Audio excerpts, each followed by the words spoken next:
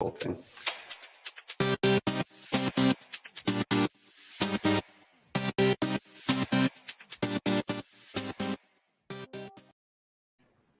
Welcome to this, our 55th episode of Apex Instant Tips and our last episode of 2021.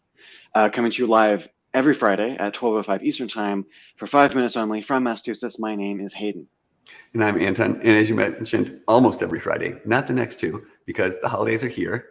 And As you know, Hayden, our holiday party started 5 minutes ago. Yes. So we have no time to do this tip. Completely. So, so Merry Christmas, Happy New Year. Let's go ahead and share your screen, Anton. Yeah, I'm going to share my screen. We'll kick this off. 5 minutes. Yeah. We're out of here because we got a Christmas party to go to. Let's do it. Here, I've already kicked off the timer. So the theme this week is Apex is built with Apex, as we teased on Twitter. And so, Anton, I'll put you on the spot. What is your favorite tip related to that? So my favorite tip is whenever I'm doing a code review, if anybody's ever done a code review with me, they know that when you come here and you see this builder the screen and you're showing your applications, you go into an application, I want to see more columns. I want to see the authorization scheme. I want to see a build scheme, build option, and the public page. So you can add those extra columns. There's lots of interesting extra columns you can add.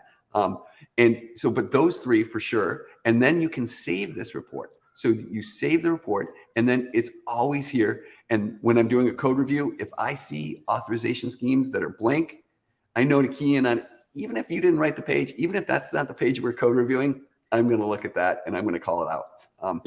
So it looks like your report is failing your own standards there, but this report now lets you see it. That's right. Absolutely. So this app has some problems for sure. On to you, Hayden. What's your tip related to Apex is built with Apex? So I'm going to direct you to monitor activity. And I'm going to have you click on application errors. And I got the inspiration for this tip from Dimitri Gillis.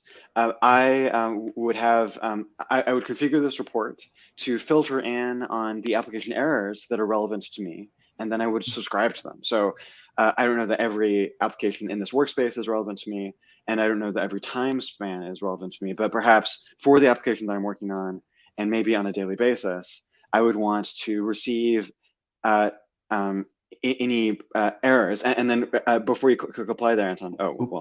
Sure. I wanted to call out, and this is so key: skip if no data found. So if you configure your parameters correctly, you will not receive an email. You'll only receive an email when something relevant happens. I love it. I'm going to go ahead and delete this one so you don't start getting things. But I'm going to follow right along on the same theme.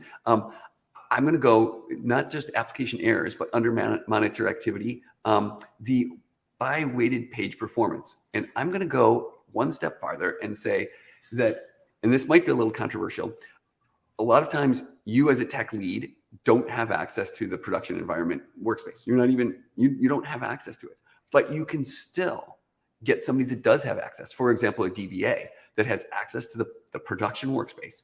You should have them come over here, hit columns, whack. You want all the columns, take all those columns, maybe reorder them if you want, but get all those columns out there, save this report. Of course, in some reports, you can actually save it as a public report. So we'd save this, it doesn't really matter, but save it as a report. Now that you've got that report with all the columns, and same thing, if there are other things you want to do to this report, go ahead and do it, but get all those columns there. And then have your DBA subscribe on your behalf. So this email can get sent to some other email address. So I could send this to Michelle. So now Mishka will start getting this every day. And so this report is key. You should be looking at this report. We should do a whole tip on the weighted page performance, but get this. Yeah. And I think that there's actually several layers to this tip you're calling out, Anton, because so not only is it fantastic that you can subscribe to this report, but also you're calling out the fact that it's important to do this in prod, because performance in dev does not necessarily prepare you for what performance in prod might be, because the data is different. Different indices might be applied. So just because everything is running fast in dev does not mean that you are knowledgeable about how things are performing in prod.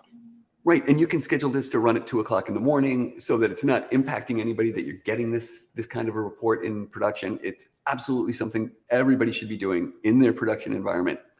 I'd say at least once a week. Every day is not a bad approach either, Right. but at least once a week, you want to get those results of this report.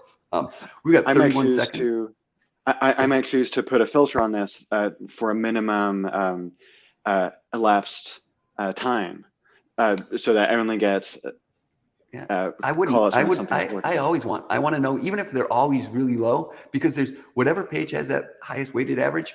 I want to take a look at sometimes. So anyway, Sure. that's it. We've got our 5 minutes. I'm going to stop the timer, and there's no wisdom this week. There's no nothing else because we got a party to get to. Indeed. Yeah. So once again, Merry Christmas, Happy New Year. We'll see everyone in the new year. Do all this stuff, like, subscribe. Yeah, and I think there might be a way to do something else that Mishka has, but I don't know.